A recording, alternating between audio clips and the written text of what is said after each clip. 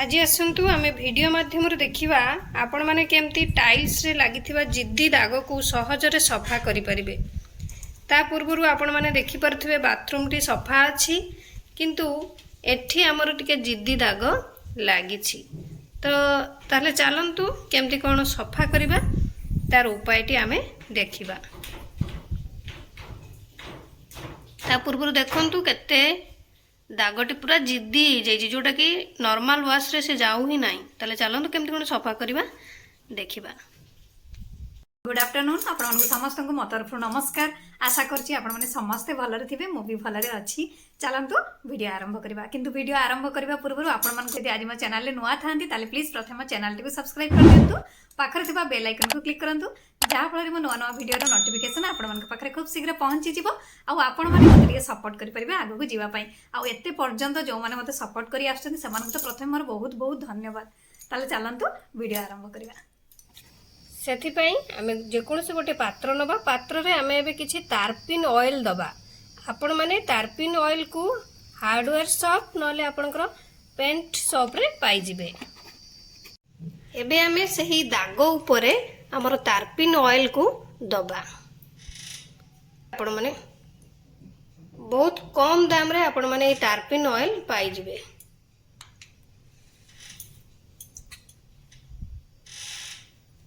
जोटी जोटी आपनकर दाग लगी से सब जगह मानक आपण माने तारपिन ऑयल को दे देबे। एबे आपण माने एबे हम गोटे स्क्रबर नबा। स्क्रबर साहाय्य रे हमर ए जो दाग लगी जो जगहटी ताको टे स्क्रब कर दबा।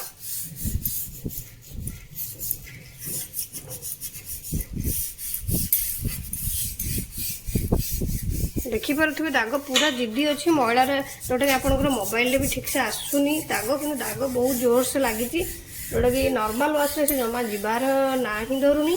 तो मुझे उपायटी करी तो मुझे भाविली आपण पाखे यहाँ शेयर करदेवी।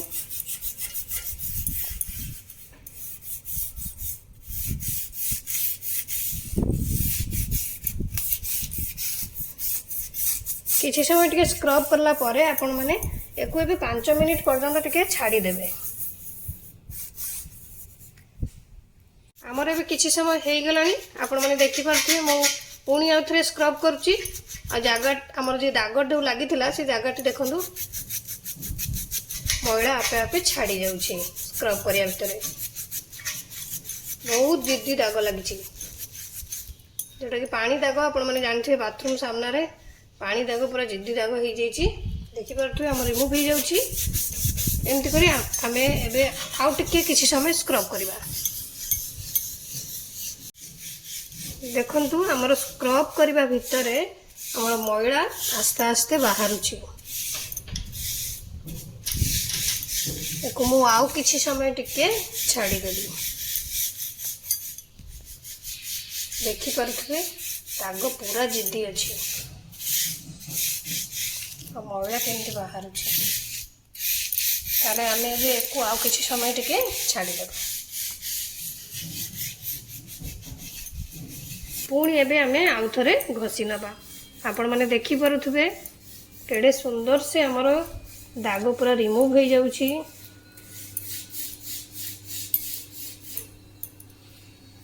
देखंतु दाग केडे सुंदर हमर रिमूव हो जाउछि। एमती करी आमे पूरा भल भाव में घसी नबा। आपण माने तळे देखि परथुवे केते मैला हमर बाहरी सारलानी। आपण माने देखिथिबे गोटे गोटे जगार हमर एमती हाथ जाएनी जोटा कि खट तळ हो किंबा फ्रिज तळ बा आपनकर वाशिंग मशीन तळ कि रोसई घर एमती किछि जगह थाए जो जगार हमर हाथ जाएनी जहा फल मैला टिके जिद्दी हो जाए। ये आमर जो एमती जमती मोर जमती है बाथरूम रे दुआर मोटा पानी दाग पूरा लगी पूरा से जगह जमा छाड़ू ही नहीं। नॉर्मल वाश जमा जाऊनी। मो भाविली यही उपायटी कले काले छाड़ी जीव। तो मो उपाय तो सक्सेस मो हेली आपण मान पाखे भी शेयर भी कली।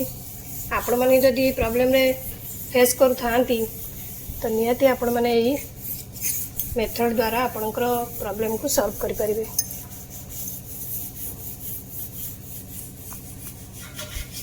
ଦେଖିପାରୁଥିବେ ଆମର କିଛି ହାର୍ପିକ୍ ବି ଦରକାର ନାହିଁ କି କିଛି ଖାଇବା ସୋଡ଼ା କି ବେକିଂ ସୋଡ଼ା ଭିନେଗାର ଲେମ୍ବୁ ଏସବୁ କିଛି ଆମର ଆଉ ଆବଶ୍ୟକ ନାହିଁ। କିନ୍ତୁ କିଛି ସମୟ ଛାଡ଼ିବେ ଆପଣମାନେ ତ ଦେଖିଲେ ଏଇ ଉପାୟରେ ଆମର ସଫା ହେଇଗଲା। ଏବେ ଆମେ ନର୍ମାଲ ୱାଶ୍ ଯେମିତି କରିବା କଥା ପାଣି ଢାଳିକି ଧୋଇଦେବା। ତାହେଲେ ଚାଲନ୍ତୁ ଏବେ ଆମେ ଧୋଇ ନେବା। ନହେଲେ ଆପଣମାନେ ଏମିତି ଟୁଥ୍ ବ୍ରଶ୍ ସାହାଯ୍ୟରେ ସେ ଜାଗାଟିକୁ ଘଷି ପାରିବେ ଯେଉଁ ଆଡ଼େ ଆପଣଙ୍କର ହାତଟା ଯାଉନି।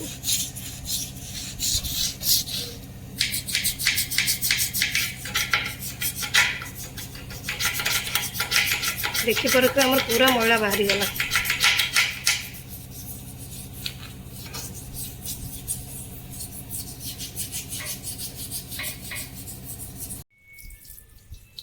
ଦେଖିପାରୁଥିବେ ଆମର ଟାଇଲ୍ସ ପୁରାପୁରି ସଫା ହେଇଗଲା।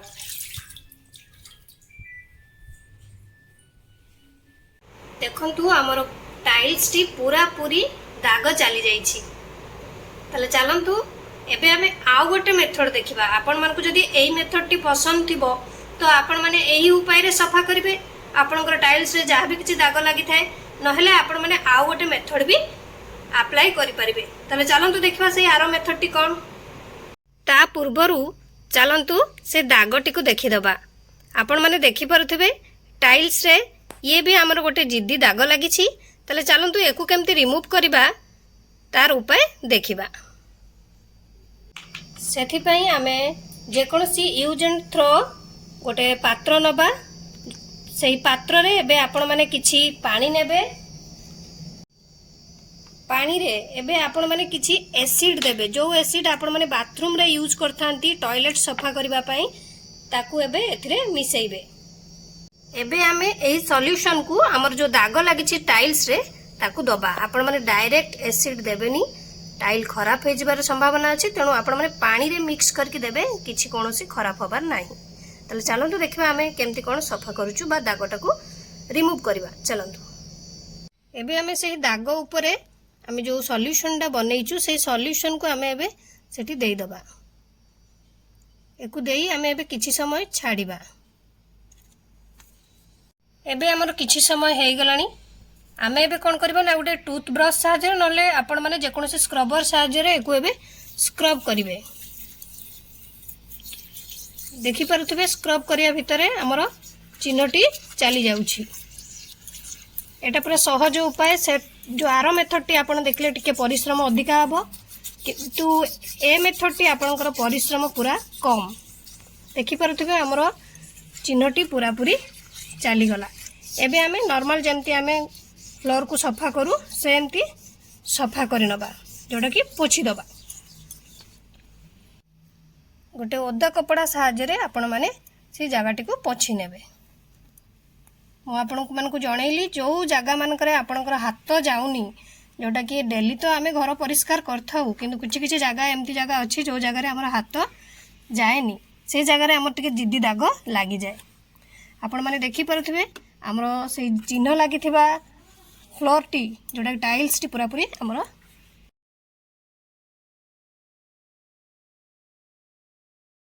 देखि पारुथिबे आमर से फ्लोर टी जोटा कि टाइल्स टी आमर पूरापूरी नुआ परी चमकी उठिला। देखंतु से जगहटी आमर पूरापूरी क्लीन हो गला। आपण माने एही उपाय रे आपण को घरे लागिथिबा टाइल्स रे दाग को सफा करि परिबे। आपण को जो मेथड टी पसंद पूर्वरु जोटा देखैली नहले आपण माने एही मेथड रे जो मेथड टी आपण को पसंद से हिसाब रे आपण माने सफा कर नेबे। किंतु एति की प्रथम मेथड टा आपण को परिश्रम करिया पई पड़िबो टिके अधिका, सेकंड मेथड रे आपण को परिश्रम बहुत कम, किंतु आपण माने पानी सहित एसिड को मिसेकी ढालिबे। डायरेक्ट एसिड देबेनी नहले आपणकर टाइल्स खराब हो जिवो। आपण माने टाइल्स दियंतु बा आपणकर जोठी भी चिन्ह लागिची मार्बल हो सब किछि रिमूव हो जिवो, किंतु आपण माने पानी सहित मिक्स करके देबे। बारंबार मु कहिची पानी सहित मिक्स करके देबे, किछि आपणकर टाइल्स खराब होबार नाही, किंतु डायरेक्ट एसिड देबेनी।